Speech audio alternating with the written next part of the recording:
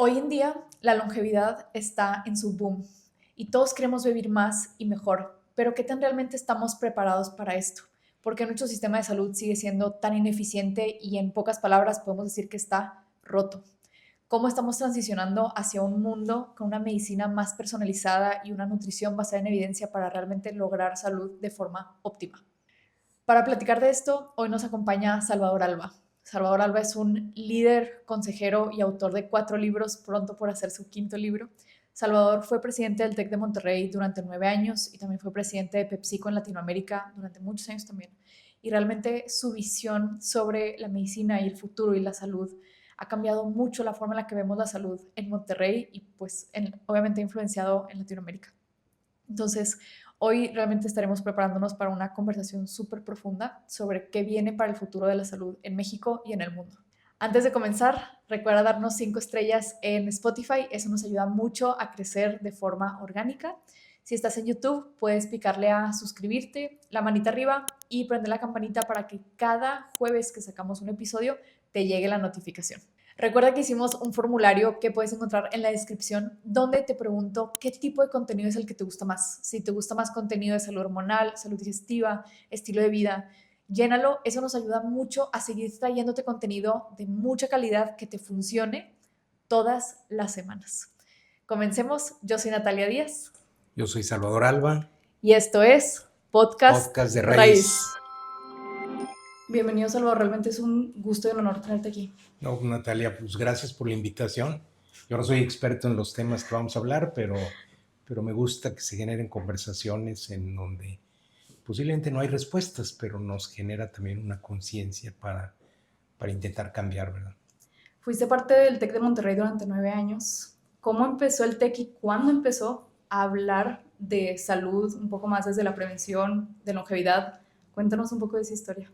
Sí, mira, cuando yo entro al TEC en 2011, estaba en construcción el Centro Médico Zambrano de León. Y la realidad es que por un lado tenemos una institución de formación académica, el TEC, pero por otro lado venía esta institución y la pregunta que yo me hacía, bueno, ¿cuál es la visión? La visión es el centro médico, el hospital o la formación, porque al final todo al final está en conjunto, pero recuerdo que Guillermo Torre, que al final estaba en Houston, pues estaba viniendo y ser parte del proyecto, pero pues no, todavía no se desconectaba totalmente de su práctica en Houston. Y empezamos junto con un equipo de los que estaban en el área de salud a discutir realmente qué queríamos.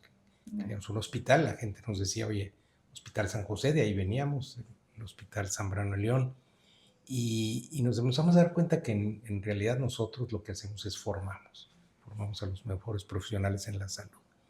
Y nos dimos cuenta que la institución o el centro médico servía para nosotros entrenarlos en las mejores prácticas de salud, que no necesariamente son las que tenemos. Okay. Entonces nos dimos cuenta que en realidad más que ser un hospital éramos un centro médico académico y que quienes integraran ahí el cuerpo profesional, el cuerpo médico, debían de tener esta vocación y este cariño por realmente transformar y cuidar la salud mejor que nadie. Y en esa visión arrancamos en una visión al 2020. En ese momento, 2011, decíamos, ¿cuál es ese sueño? Bueno, pues el sueño es formar a los mejores profesionales de la salud o cuidar tu salud mejor que nadie. Y ya después empezamos a tener otro tipo de conversaciones cuando empezamos a ver que la salud de otra forma era muy correctiva y pues al final inclusive veíamos que los ingresos del hospital eran mejores si teníamos casos más complejos de salud, de medicina. Entonces pareciera que el que llegaran los pacientes muy enfermos, había un incentivo económico para ello, ¿verdad? Y esto pues generaba conversaciones de, bueno, pues sí, ese es el modelo de negocio, pero la pregunta es, ¿qué hacemos? Y en esas discusiones pues empezamos a trabajar. Yo recuerdo también los primeros momentos en que íbamos a traer médicos para que vinieran al edificio, pues no querían venir. Y la realidad es que la filosofía es, si no vienen con la idea de formación y la idea de trabajo colaborativo y de compartir la información del paciente, que no es propiedad de uno, sino, pues la realidad es que no es la razón de llegar. Y al principio realmente pusimos 3, 4 pisos de los 15 pisos que había, porque muchos le apostaban a que no era el modelo, ¿verdad? Que no iba a jalar. Que no iba a funcionar. Y al día de hoy, fíjate, estamos hablando ya más de 10, 12 años, todavía los pisos no se han llenado. Pero la filosofía siempre fue, lo que hagamos tiene que venir con esa transformación del sistema de salud. ¿Sientes que hubo mucha resistencia? Sí, desde luego. Mira, lo que pasa es que todos los procesos de actividades económicas parten de una base, de una desconfianza, y cada quien está buscando pues, su propio provecho individual. Y sin duda el sector salud y educativo son de los sectores más atrasados en los procesos de cambio de la humanidad, porque la tecnología pues, ha cambiado de una forma increíble. Pero la realidad es que cuando tú revisas, por ejemplo, el proceso de la salud, que inicia con la investigación, indica con las medicinas, con los médicos, con los hospitales, es una cadena muy larga. Y las aseguradoras y todo esto. Y la realidad es que cada uno está buscando su modelo de negocio. Pero el gran problema es que en la búsqueda de su modelo de negocio el paciente pregunta, ¿y dónde quedo yo, verdad? Y todos los médicos están desconectados, ¿no? O sea, que Claro. Pero también entendámoslo desde otra perspectiva. El médico es alguien que entregó su vida, muchos años de trabajo, que quiere formar una familia, que quiere tener un patrimonio, que quiere educar a sus hijos. Entonces, pues, también al mismo tiempo es un emprendedor que está buscando tener una vida con plenitud. Y por otro lado, el hospital también dice, no, en muchos países el hospital es el dueño de la información y del paciente. En México es más el médico. Y luego los sistemas de salud públicos también muy ineficientes. Y las farmacéuticas, ¿verdad? Que al final pues los costos de la medicina. ¿Y por qué? Pues por la investigación. Pero ahí no queda todo. Ahora que todo es tecnológico, pues las máquinas y los equipos cuestan millones de dólares. Entonces, cuando tú ves el costo de salud, pues si tú lo pudieras revisar en general, ha aumentado mucho más que el costo de la vida o lo que son los salarios en los países.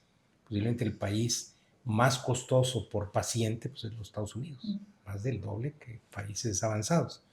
Entonces, desde la perspectiva de un paciente que quisiera una mejor salud, quisiera una mejor prevención, pues la realidad es que sus bolsillos no le alcanzan para eso, más otros satisfactores, porque estamos hablando de salud, pero la educación también se ha ido por las nubes, el costo de la educación, la movilidad. Entonces, tenemos hoy lo que yo digo, tenemos millonarios en expectativas, todos somos millonarios en expectativas, pero nuestros bolsillos no alcanzan para nada. Lo mencionabas en el libro, lo de millonarios de expectativas. Sí. Entonces, ¿qué pasa cuando yo realmente quiero esto y quiero mejor salud y quiero esto, pero volteo a ver y no puedo acceder a ello?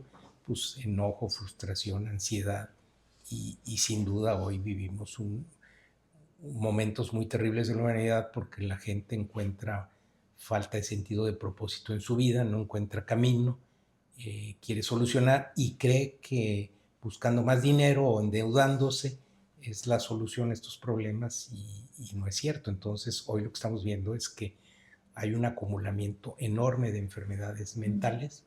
Lo vemos, yo veía el otro día una estadística de Estados Unidos en estudiantes universitarios. En 10 años, del 2008 al 18, subió del 15% chicos con depresión a 25%. Estamos hablando en periodos muy cortos, ¿verdad? Que ya requieren intervención médica. Entonces, hoy dices, pues, ¿de qué me sirve tanto satisfactor de corte económica? Sí, la longevidad ha aumentado de vida y todo esto, pero la gente no está pudiendo disfrutar este momento, ¿verdad? Me haces pensar en algo que escribiste en el libro, que decía que ya sabemos cómo llegar a Marte, pero la gente no se siente tranquila caminando como en la calle, ¿sí? Digamos. Y es que creo que lo puedo relacionar un poco a salud, de que estamos súper avanzados, pero en lo más básico que es la alimentación, los médicos no tienen ni una clase de nutrición en toda la carrera sobre alimentación, ejercicio, estilo de vida. Y a la par todos los médicos están súper desconectados. O sea, vas al gastroenterólogo y solo ve gastroenterología y demás, que pues para eso son las especialidades, pero no conectamos en salud, ¿no? Pero ahora, también hay que verlo en contexto. Ujú. Lo que pasa es que siempre queremos que las cosas cambien más rápido de lo que... Y la realidad es que los seres humanos en este planeta, en esta pelotita Tierra, pues llevan muy poco tiempo. Llevamos 1 o 2 millones de años los humanos, pero la pelotita tiene 4.600 millones de años, ¿verdad? Y la realidad es que hemos evolucionado mucho. El problema es que somos seres de hábitos y los hábitos los arraigamos. Y una vez que agarramos un hábito, cambiarlo es muy difícil. Entonces, hoy lo que estamos viendo es que hay muchos hábitos que creamos, que hoy la ciencia nos dice, oye, parece que te equivocaste. Comentábamos esto de la pirámide nutricional. Al final dijimos, bueno, pues hay que llenarnos de carbohidratos, un poquito de verduras y la proteína, hay una probadita. Y la realidad es que con eso se generó pues todo un sector industrial que creó los alimentos y las marcas, y yo fui parte de esas marcas también y de esos productos. Sí. Y la realidad es que lo que nos veíamos, la medición era aumentar los consumos per cápita del consumidor, ¿verdad? Porque si o le quitabas mercado a la competencia o le metías más producto al consumidor. Y veíamos nosotros que eso estaba generando una obesidad y una falta de salud y problemas, pero nos quedamos callados. O sea, ¿crees que internamente sí se sabía al respecto? Sí, claro. A ver, sí se sabía, pero lo que pasa es que hay momentos en que no te siente. Como todos somos responsables, en realidad cada pieza del rompecabezas siente pues, que es un pedazo del problema, pero que no tiene la capacidad de solucionarlo. Sí.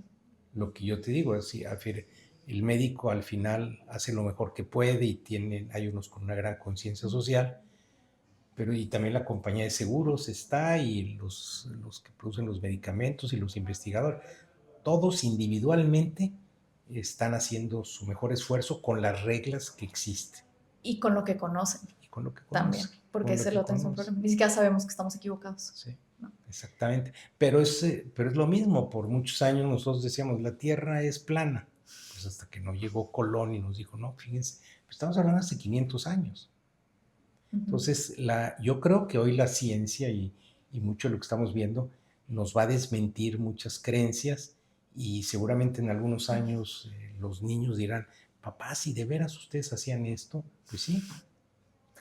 ¿Cuál fue el momento en el que sientes que te diste cuenta de cómo estaba el sistema de salud y cómo debían de cambiar? O sea, justo en la creación de la visión del TEC, cuando formabas parte de la industria de los alimentos, como que ahí, ¿cómo fue ese cambio? Mira, lo que pasa es que estando en una institución académica, lo que tienes que hacer, sobre todo, es cuestionarte y ver hacia dónde va el mundo.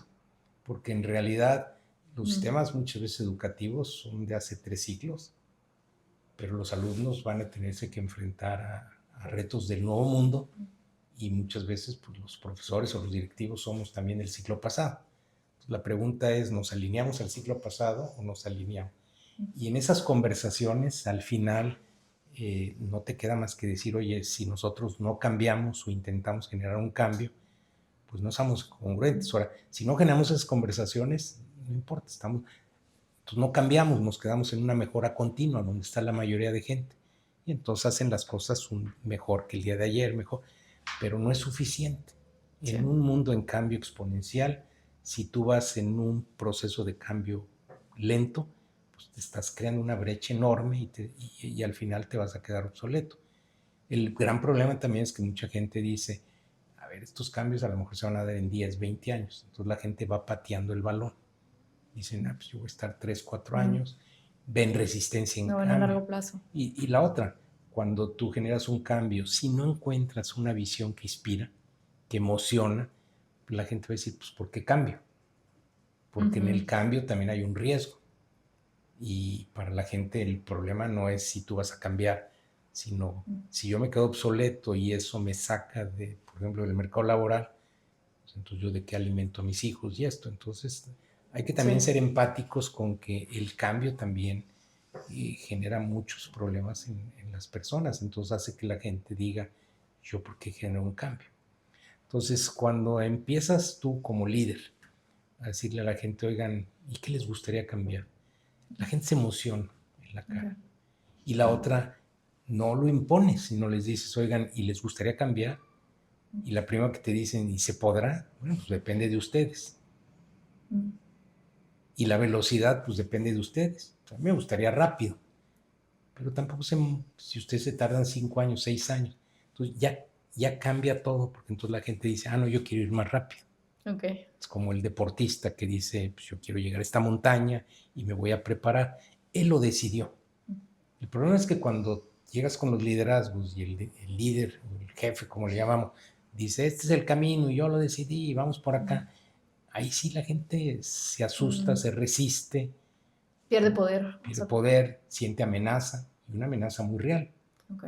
Cuando tú le dices a la gente, oye, el líder, yo soy un líder que al final me pongo al servicio de los demás, los entusiasmo, y les digo, bueno, pues vamos. Y en ese momento te voltean a ver como diciendo, ¿y quién aprueba? Pues ustedes aprueban. Es decir, el camino está muy claro. Vamos esto, nosotros cuando empezamos a hablar de la visión 2030 en TechSalud, empezamos a hablar de prevención, bienestar y longevidad, y la gente se emocionaba.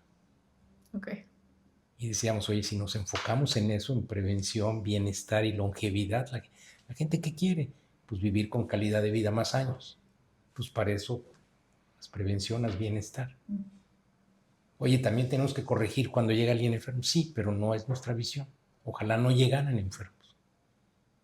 Y eso empieza a emocionar, y cuando los líderes empiezan y los directivos empiezan a comunicar estas visiones, a la gente le brillan los ojos porque dicen, ¿por qué no?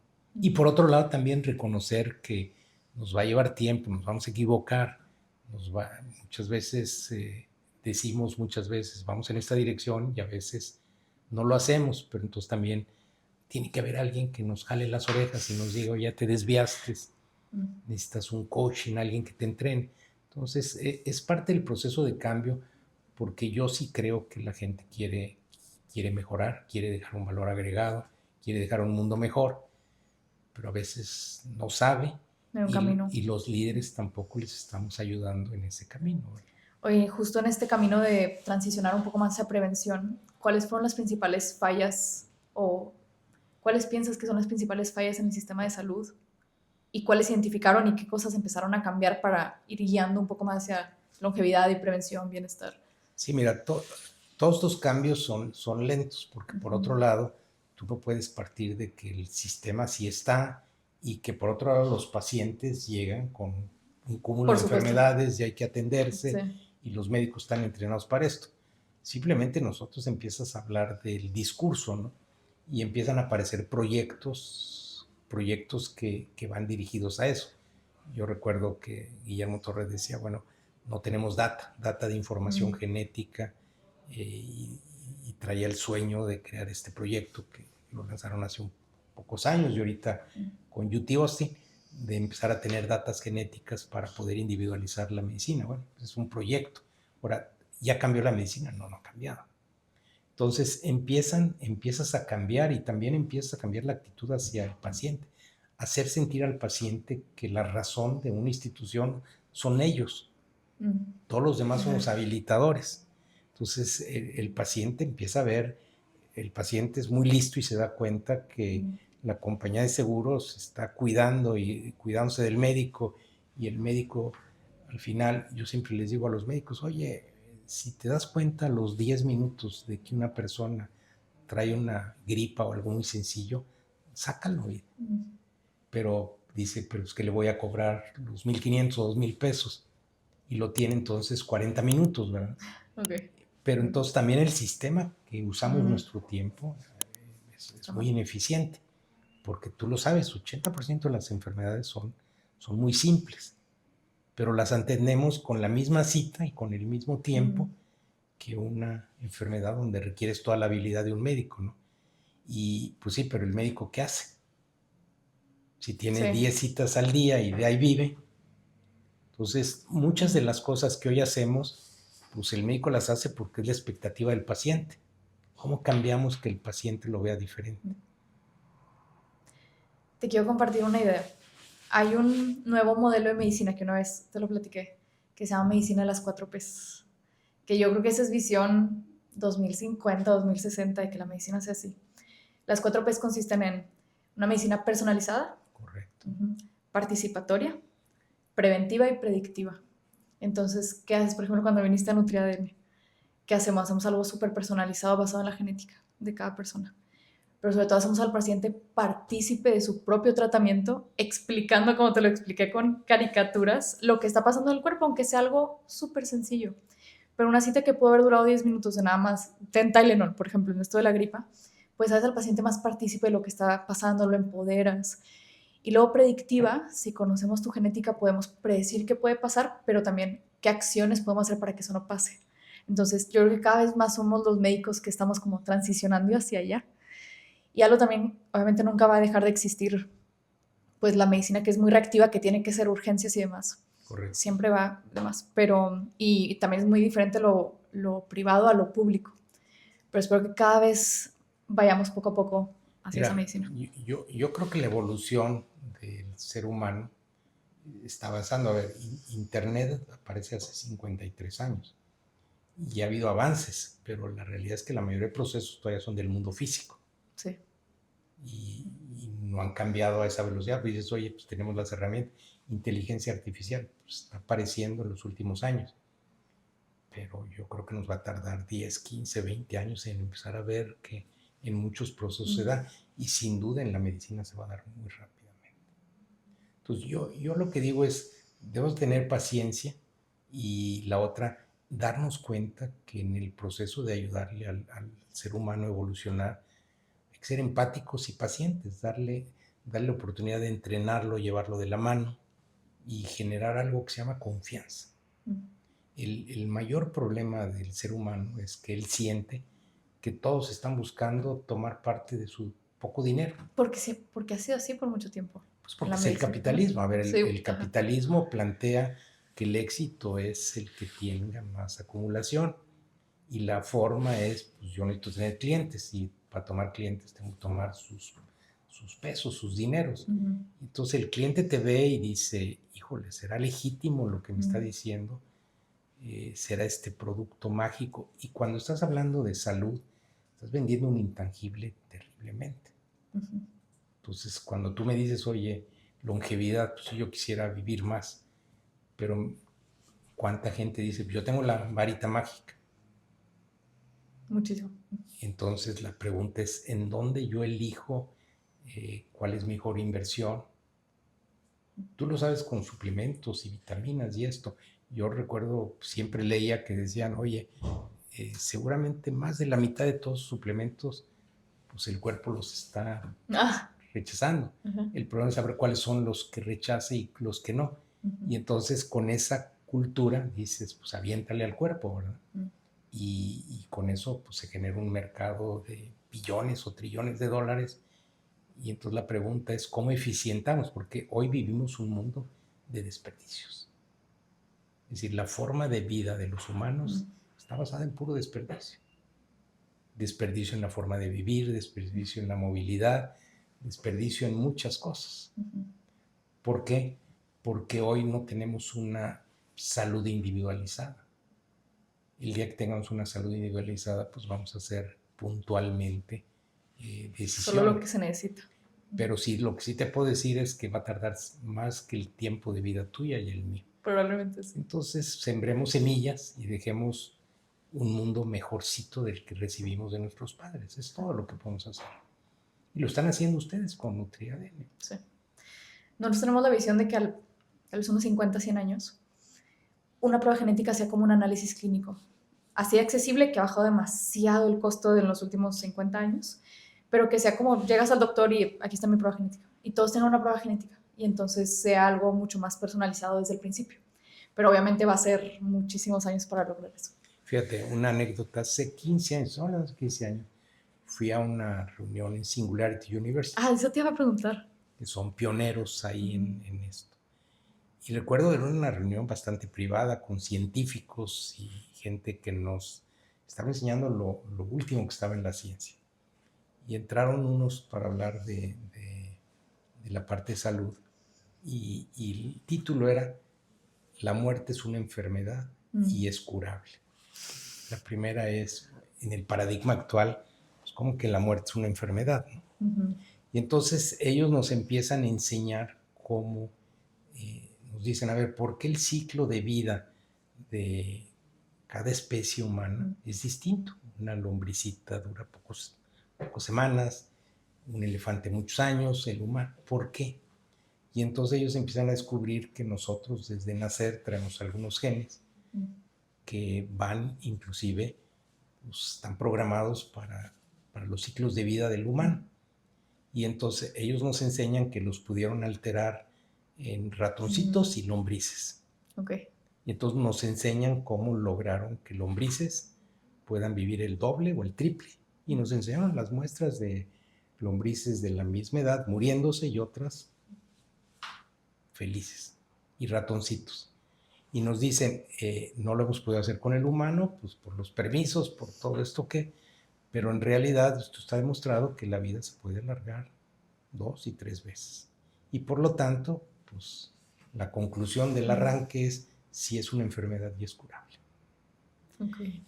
Y cuando yo vi eso dije, seguramente en los siguientes años va a ser una dinámica y una polémica y varios temas que discutimos sobre este tema y no ha sucedido nada. No, yo no oigo nada de esto.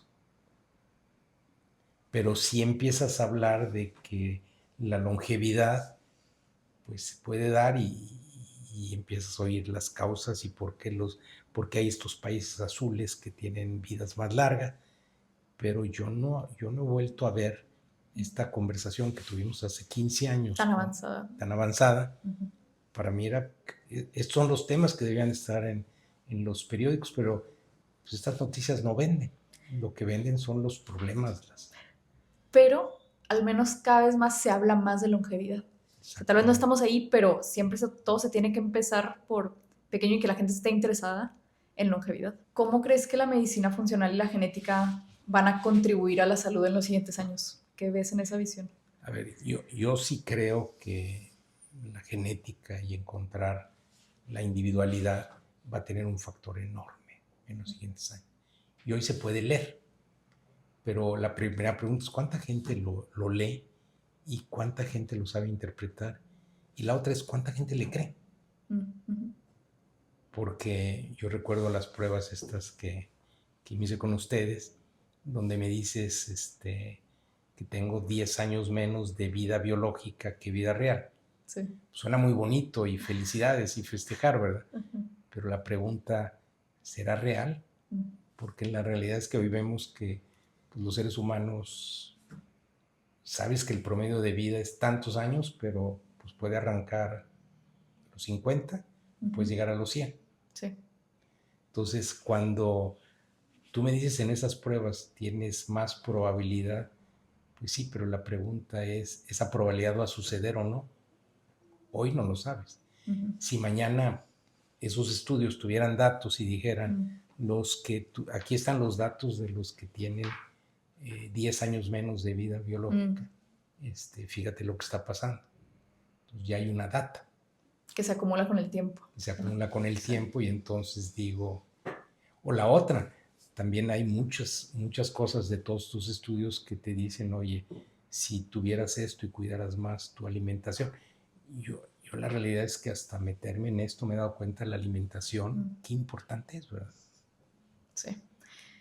Cuando estamos hablando de edad biológica, o sea, porque es que saliste súper bien en tu prueba.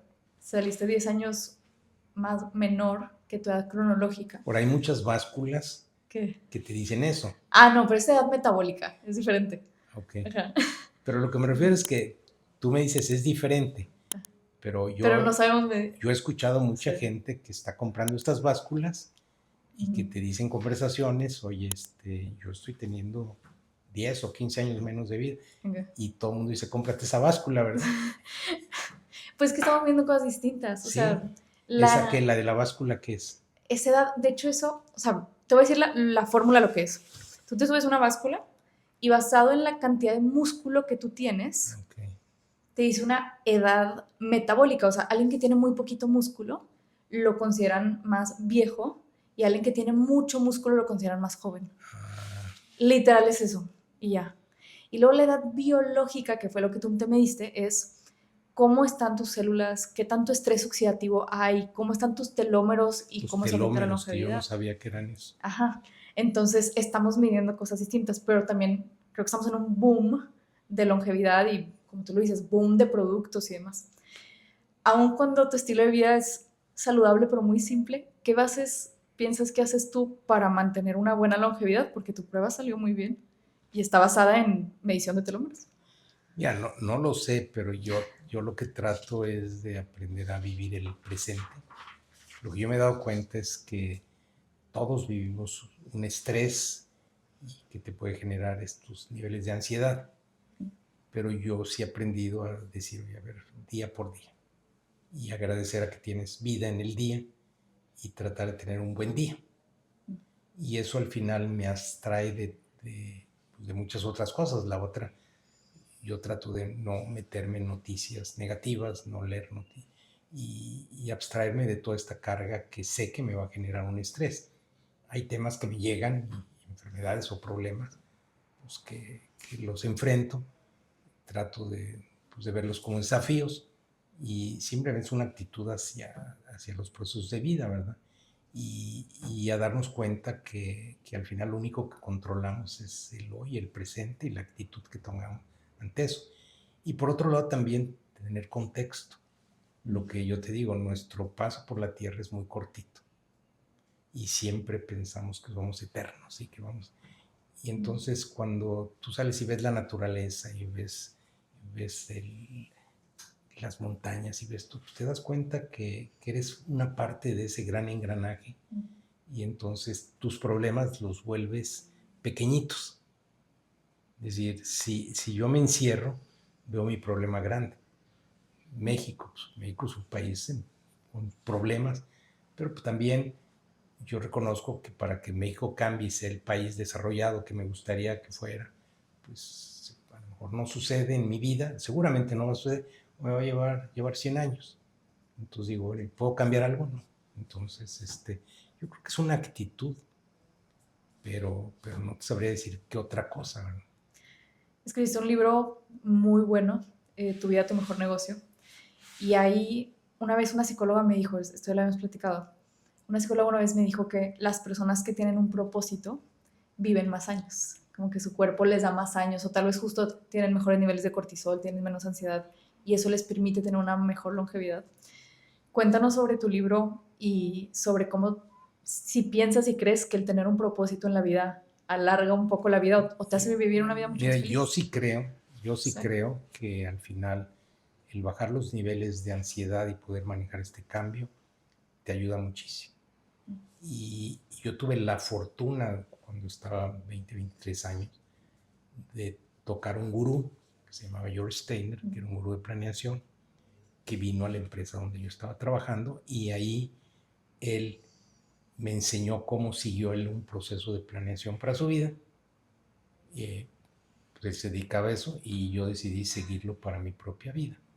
Y en ese momento, al hacer un plan de vida y tener un propósito de vida, me di cuenta que mi propósito de vida estaba fundamentado en cosas muy simples.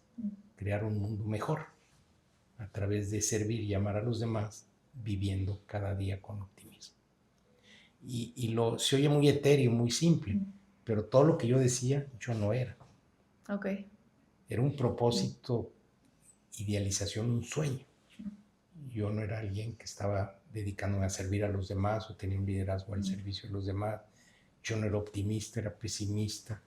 Okay. Yo no vivía con optimismo. Es decir, todo eso que yo decía, pues era una aspiración, era mi montaña, mi montaña Everest. Pero al empezar eso a desdoblarlo en acciones y en formas de ser, me empezó a dar sentido de propósito de vida. Y al darme sentido de propósito de vida, empecé a hacer las cosas que me daban satisfacción, que me daban emoción, y empecé a ser más que una persona parecida a todos, una persona única. Y empecé a reconocer que muchas de las cosas que vivimos y que recibimos del mundo, yo no las elegí y tampoco me gusta, pero tampoco las voy a cambiar.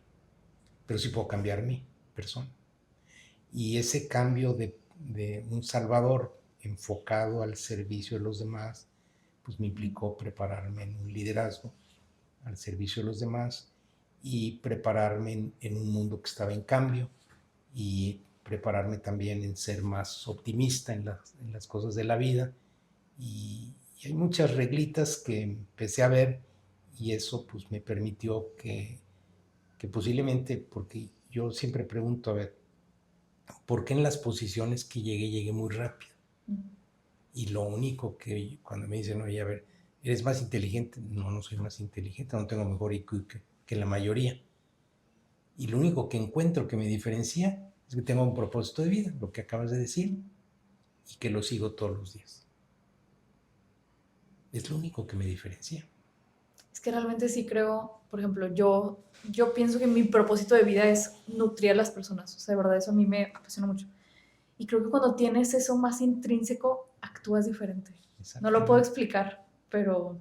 No, y cuando tú tienes esa energía, pues seguramente va a estar demostrado que la longevidad y esto. Mira, yo recuerdo cuando llego al TEC, el TEC tiene la Universidad TEC Milenio sí. Y el TEC de Monterrey. Y lo mismo con el equipo de TEC Milenio, decíamos, bueno, oye, ¿cuál es la visión de TEC Milenio? Porque tienen una universidad con muchos años, un gran prestigio tiene el TEC, y TEC Milenio era muy joven, ¿no? Y no sabíamos explicar nosotros TEC Milenio. Y la gente decía, no, pues es que es lo mismo, pero más barato. Les dije, oigan, esa visión está muy pobre, ¿verdad? Sí. Y entonces pues yo los retaba a que soñaran. Yo me acuerdo que un día, es uno de los días más importantes de mi vida, porque un día Héctor Escamilla, que era el rector y su equipo, me dicen, oye, tenemos una visión que nos emociona, a ver cómo le escuchas. Y me dicen, formamos personas con propósito de vida y las competencias para alcanzar. Yo por dentro estaba emocionadísimo, pero me quedé, traté de actuar para decirles, oigan, ¿y les suena realmente esto? Claro, porque la gente no tiene propósito de vida y la realidad es que nosotros tenemos que ayudarles a que encuentren su propósito. Y ya que lo encuentren, pues le damos entonces las habilidades para encontrarlo. Y les digo, ¿y quién lo está haciendo en el mundo? No, pues ya revisamos, no hay ninguna universidad, al menos visiblemente, que esté en esto. ¿Y cómo van a aterrizar esto? Y entonces, al empezarles a preguntar, pues no había respuestas. Pero por dentro yo decía, oye, qué emoción que sea una universidad que en su visión ponga el propósito de vida como su razón de ser. Bueno, ya nos vamos allí. Y al rato empezaron a encontrar ellos que la psicología positiva, que era una rama que tenía 10, 15 años de iniciada, demostraba que la gente con actitudes positivas tenía mejor calidad de vida, más longevidad, y todos los estudios te llevaban a lo que estás tú diciendo. Y entonces deciden traer a los gurús de psicología positiva y a los fundadores y ofrecerles crear el primer instituto de ciencias de la felicidad, donde Tal Ben-Shahar, que tenía la materia de felicidad en Harvard y era de las materias más codiciadas, aceptó ser presidente del instituto. Y el caramelo para que todos ellos quisieran ser parte de esto es que iban a ensayar todo este modelo que era teórico con una universidad que en ese momento tendría 34,000 alumnos. Entonces, para ellos, imagínate que les das una universidad con 40 campos para poder ensayar esto y ese sueño terminó declarando prácticamente a TEC Milenio como la primera universidad positiva del planeta, porque ya después vino un movimiento de muchas universidades que se dieron cuenta que por ahí venía el camino y entonces TEC Milenio hoy podríamos decir que es la primera universidad positiva, que por definición y por propósito nació así. Está escribiendo un nuevo libro sobre pandemia de una falta de propósito ¿De dónde nació esa idea? O sea, viene de lo mismo un poco, pero Es cuéntanos que de qué se va a tratar. lo que yo me he dado cuenta es que nuestros mensajes para poder conectar y ser empático con las gentes tienen que ser más simples. Okay. Si no, la gente no se entiende. Y este es un reto también para ustedes, porque yo veo el esfuerzo que haces tú por comunicarnos. Con caricaturas. Exactamente, pero, y entonces yo dije, a ver, hoy vivimos y lo que he aprendido en mis años de vida es que este nivel de cambio no hay forma de que lo pueda asimilar la gente. Y por otro lado pasamos una pandemia de COVID, pero en realidad la verdadera pandemia es que hay un vacío en la existencia de las personas. Hay una pandemia de vidas vacías. Y escuchamos por todos lados información en donde, ¿por qué la gente no tiene este propósito, verdad? Que sin duda va a ayudar al bienestar de las personas. Pero pues hoy nadie lo está atacando esto. Bueno, o lo están atacando en formas distintas, no coordinadas. Y entonces yo dije, oye, por qué no escribo sobre esto, sobre esta pandemia, dándole a la gente algunos elementos para que puedan transitar en esta pandemia? Pero por otro lado me di cuenta también que parte de este proceso de vida y este sistema capitalista está basado en satisfacer a otros. Y nos lo dice Maslow en su pirámide del bienestar. Hoy tenemos falta de déficit o en alimentación o en reconocimiento y queremos cubrirlo a través de pues, todos los satisfactores que hay. Y todo esto se ve, pero dice Maslow, al final hay una parte que no se ve, que es cómo me siento por dentro. Pero él dice, la mayoría de gente en vida se quedan atorados en necesidades, en cubrir necesidades. ¿Por qué? Pues porque tratan de complacer a los demás. Y todo el mundo les dice cómo debe ser su vida y cómo debe ser esto y esto. Y nos venden magia y todo esto. Y entonces yo dije, a ver, y yo cuando le digo a la gente, vivan su vida con propósito y sean auténticos. ¿Qué implica? Pues elegir es renunciar. Renuncien a muchas cosas. Pero si ustedes tratan de complacer a los demás, es una buena fórmula para el fracaso. Entonces, la frase que me encanta es tratar de complacer a los demás es una buena fórmula para fracasar. Sean auténticos, decidan correr una carrera diferente, ser únicos, no tratar de ser iguales, porque ser iguales pues nunca va a haber el dinero que te alcance para cubrir los satisfactores. Porque si ya tienes un cochito, quieres uno mejorcito. Y eso es, la gente se la pasa en vida. Y la otra cosa también que me tocó vivir en mi proceso de vida es que todos los que lograron éxito económico te dicen, ojalá la gente se diera cuenta que por aquí no va el camino. Pero ellos te lo dicen ya que lo desde esa lograron. posición. Sí. Entonces, pero tú los oyes, primero no lo gritan, ¿verdad? Porque no quieren decir que en el fondo lograron satisfacción económica, pero no tienen vidas plenas. Y te lo dicen en si les biografías en formas distintas. Entonces, pero al final el bombardeo de que tener cosas y acumular cosas, y pues es la fórmula para definir el éxito, está tan arraigado que nadie nos está diciendo, cuidado, por ahí no va. Okay. Entonces, este es un libro simplemente de alerta para que la gente empiece a buscar sentido de propósito y sean más... Lo mismo que estamos hablando de la medicina, va a ser individualizada, la vida también tiene que ser individualizada. Cada quien tiene en su cerebro preferencias, el cerebro es un músculo y hay gente pues, que le encanta la música, otros otra. ¿Por qué todos tienen que ser iguales? ¿O por qué los tenemos que poner en un salón a los niños de 8 años y darles lo mismo porque son igual? Y tú lo ves en los salones, niños que se aburren, que cuestionan al profesor y pues, inclusive hasta los medican porque se vive. Pues justo hablabas, creo que en el libro de Lo que un líder no debe delegar, decías que más bien, más que pandemia, que nos hace falta muchos líderes, ya la gente no quiere ser líder.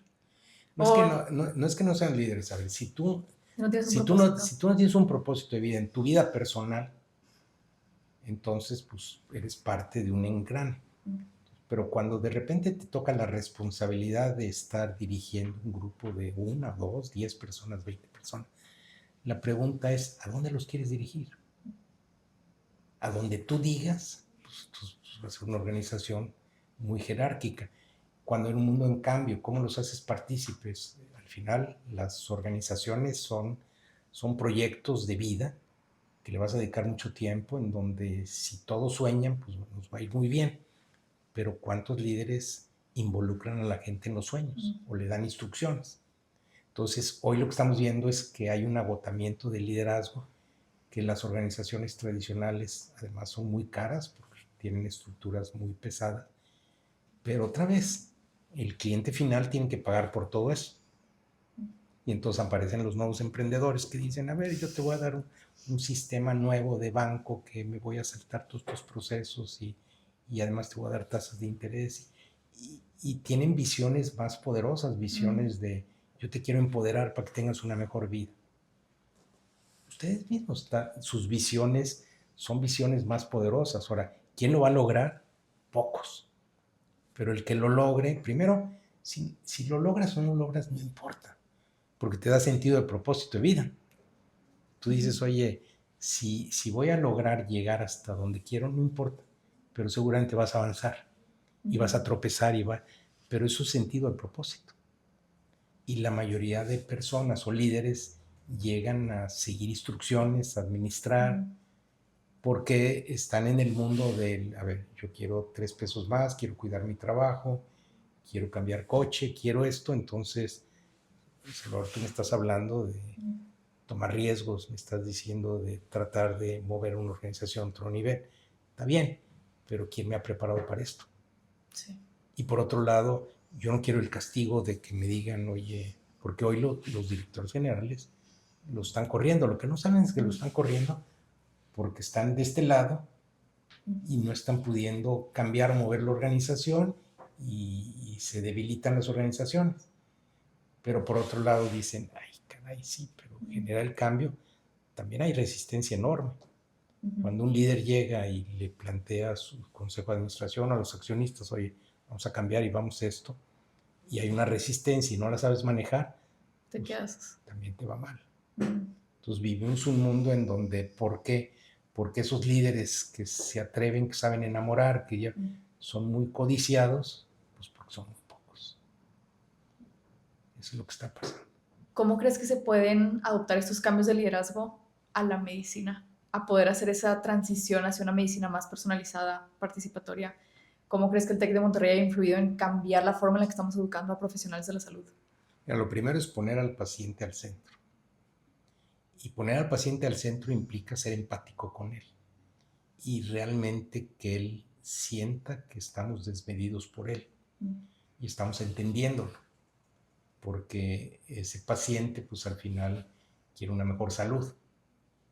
Y hay que entender dónde están sus posibilidades de corte económica también, ¿verdad?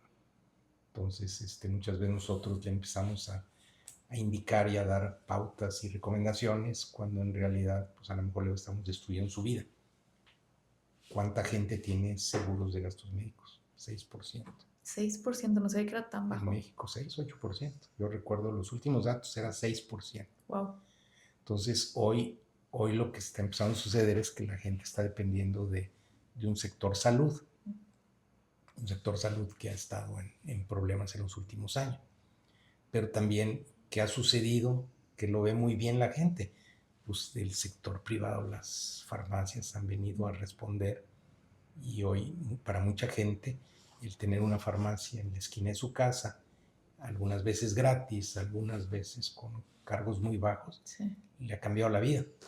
Yo recuerdo que yo le decía a un grupo de gente que de bajos ingresos, oigan, ¿cómo en el sistema de salud? Me dice, muy bien, nos pusieron farmacia en cada esquina. Sí. Entonces, cada quien ve la vida. El contexto, porque en realidad la vida no tiene que ver con qué hace el gobierno, sino qué sucedió. Imagínate la gente que hoy tiene acceso al teléfono celular, a las herramientas, le cambiamos la vida.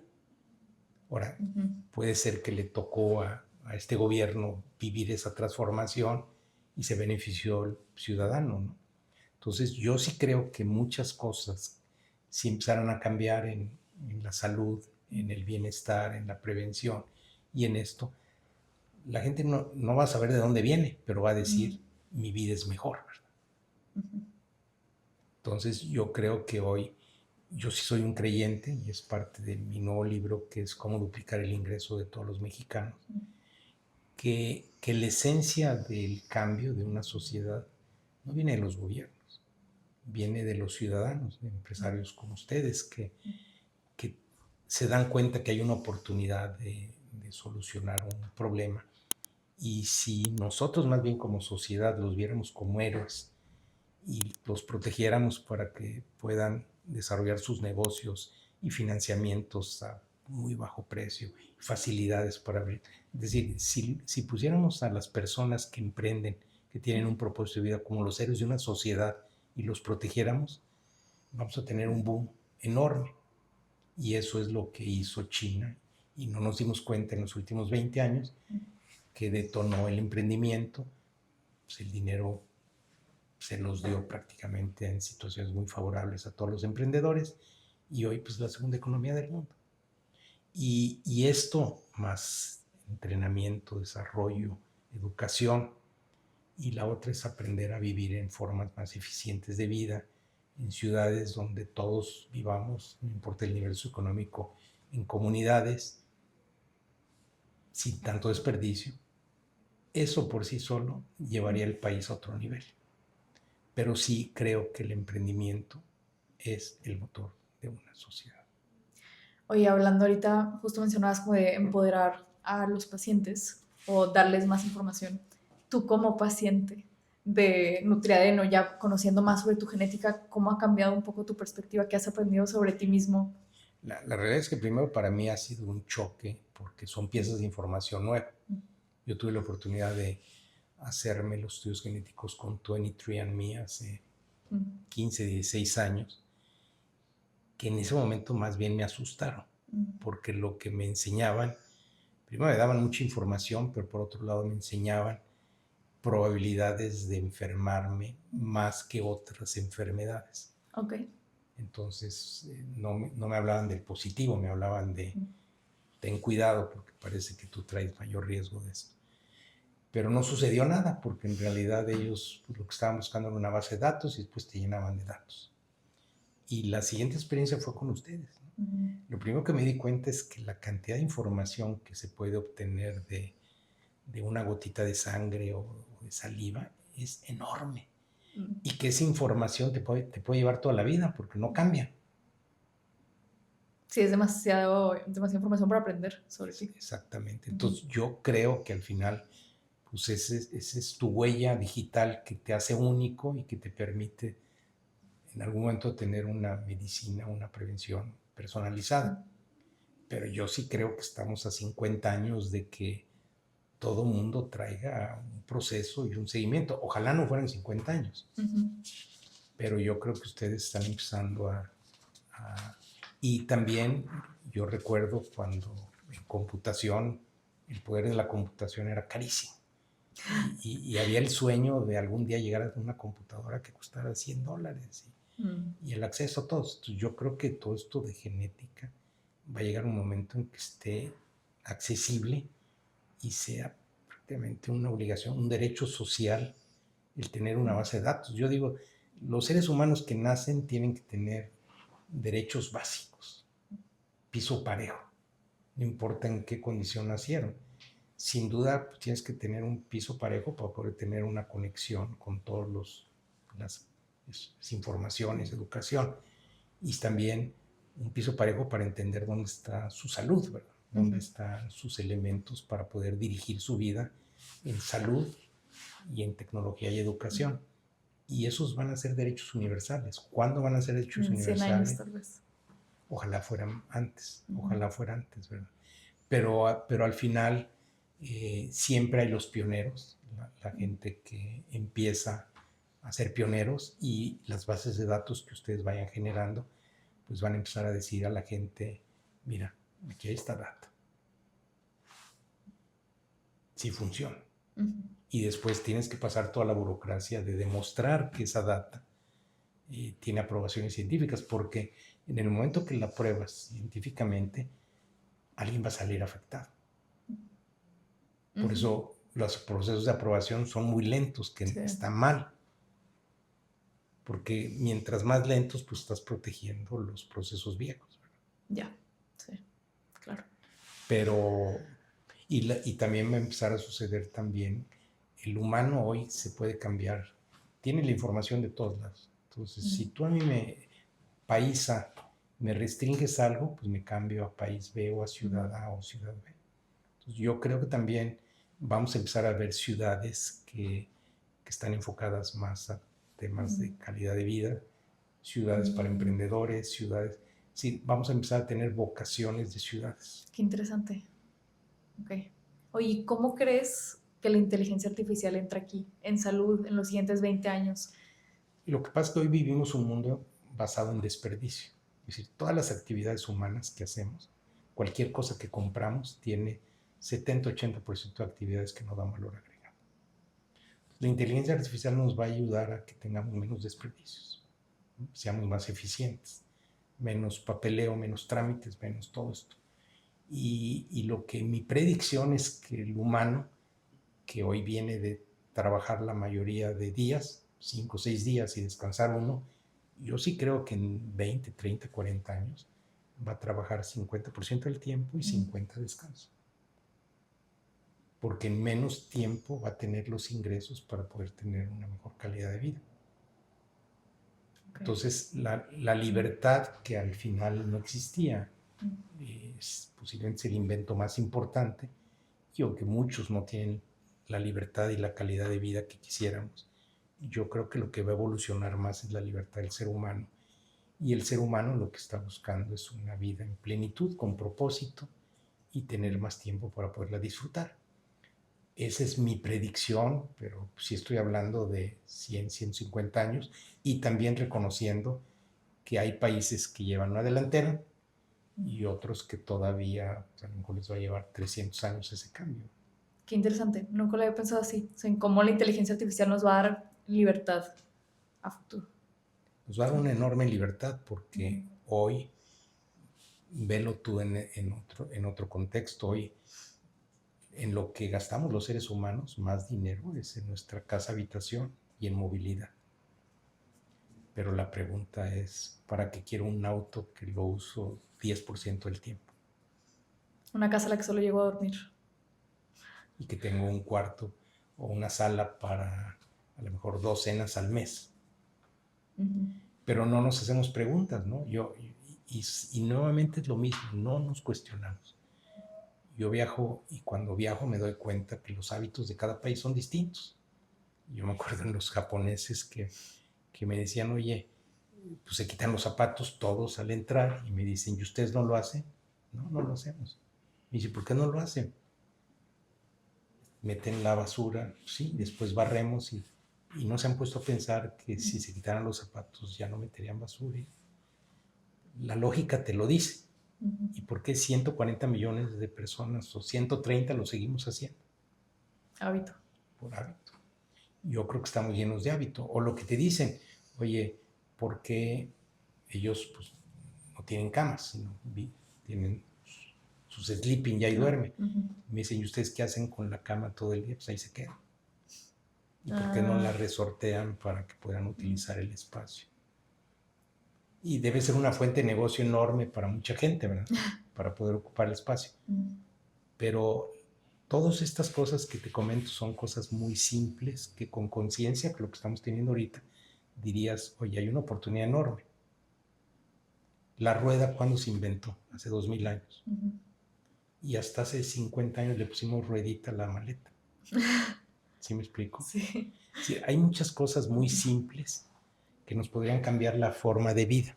Pero no nos cuestionamos. No nos cuestionamos. Entonces, yo sí creo que la genética hoy parece magia, pero cuando la gente empieza a verla y empieza a ver data y empieza a ver comunicación, yo creo que va a cambiar muy rápido esto.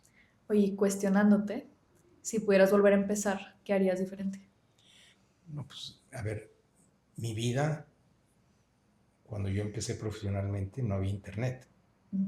El emprendimiento, que para mí es el motor de la economía, pues más bien era raro los emprendedores. Yo era un emprendedor. Hoy yo no trabajaría para nadie. Si tuviera que regresar, sería emprendedor y buscaría mi propósito y lo que me apasione y ahí me dedicaría. Definitivamente hoy yo sí creo que es la mejor época de la humanidad. Sí, solo sí aprendes a no engancharte en este capitalismo basado en consumo, porque te va a destrozar. Okay. Y si pudieras dejarle una frase, una palabra, un consejo a todas las personas que nos están escuchando, ¿cuál sería? Creo que esto, no recuerdo si lo platicamos en consulta, o tal vez lo escuché en tu libro y se me quedó muy grabado. Lo leí en tu libro, ya me acordé. Creo que hablabas de cómo definir el propósito de vida de alguien y hablabas de si un avión se estuviera cayendo y tuvieras que dejar un mensaje a la humanidad, ¿qué sería? ¿Cuál sería el tuyo? Bueno, esa carta, Esa carta. yo la escribí y esa carta pones las palabras que son relevantes y esa carta fue mi propósito de vida. Porque al final, cuando tú te enfrentas a la muerte, pues es el mayor desafío en la vida, pues ya. Y cuando tú escribes una carta para dejar como tu último escrito a tu familia, pues en última instancia es lo que les deseas. Y en el sentido estricto es tu propósito de vida. Cuando estas cartas la gente le escribe, yo les digo, ¿quién la vive? Pues te dicen la mayoría, no. Yo les digo, destruyanla rápido. Destruyanla, por favor. O si no la destruyen, ya traen un problema. Tienen que ser congruentes con lo que pusieron. Y ese es tu propósito de vida. Pero yo sí, para cerrar, le diría a la gente que tengan cuidado, porque este mundo tiene cosas maravillosas, creatividad enorme, pero si seguimos tratando de complacer a los demás o vivir para los demás, les puedo garantizar una vida en fracaso. ¿Cuándo sale tu último libro? El libro ya está saliendo, Cómo duplicar el ingreso de los mexicanos. Ya está saliendo en Amazon, empieza a aparecer. Y es una lectura para generar reflexión y un camino que nos ayude también a sumarnos a esta área y dejar de pensar que el gobierno es responsable. El gobierno es lo más parecido a nosotros. El gobierno nos dice lo que queremos oír. Entonces yo creo que es la sociedad la que tiene que también hablar de estos temas importantes y no estar esperando a que nos digan cómo solucionar nuestra vida. ¿Cómo podemos encontrarte? ¿En qué librerías están tus libros? ¿Cómo podemos comprar más al respecto o escuchar más sobre ti en personas que nos estén escuchando y probablemente quieran escuchar más? Pues mira, en YouTube hay un podcast repositorio que se llama Salvador Alba, y donde yo he ido guardando los podcasts o las grabaciones que me dan. Por otro lado, los libros pues están en librerías, en Kindle, en todas estas, y estoy en redes sociales, en Facebook, en Instagram y en estas. Muy bien, muchísimas gracias por estar aquí. Gracias y gracias por la labor que están haciendo, porque sí soy consciente de que estamos llenos de información y yo creo, inclusive mi predicción es que la empresa más valiosa no ha aparecido y es la que nos ayude a una educación gratuita en donde los contenidos se curen. Hoy sin duda YouTube es la forma como mejor nos comunicamos, pero no hay un orden, no hay una claridad de que me ayuda a mí otra vez la información personalizada. Pero yo creo que lo que están haciendo ustedes en estos temas de salud y adelantándose y generando una mayor conciencia puede generar un movimiento más rápido. Muchas gracias. Tratando de poner nuestro granito de arena hacia formar un México más saludable. Exacto. Un mundo más saludable. Un mundo más saludable, sí. Exacto. Si te gustó este capítulo, recuerda darle 5 estrellas en Spotify, eso nos ayuda mucho a crecer orgánicamente, o manita arriba en YouTube. Coméntanos qué opinaste de este capítulo, yo contesto todos los comentarios, me encanta escucharlos y ver que este capítulo realmente les haya servido. Yo soy Natalia Díaz y esto fue Podcast de Raíz.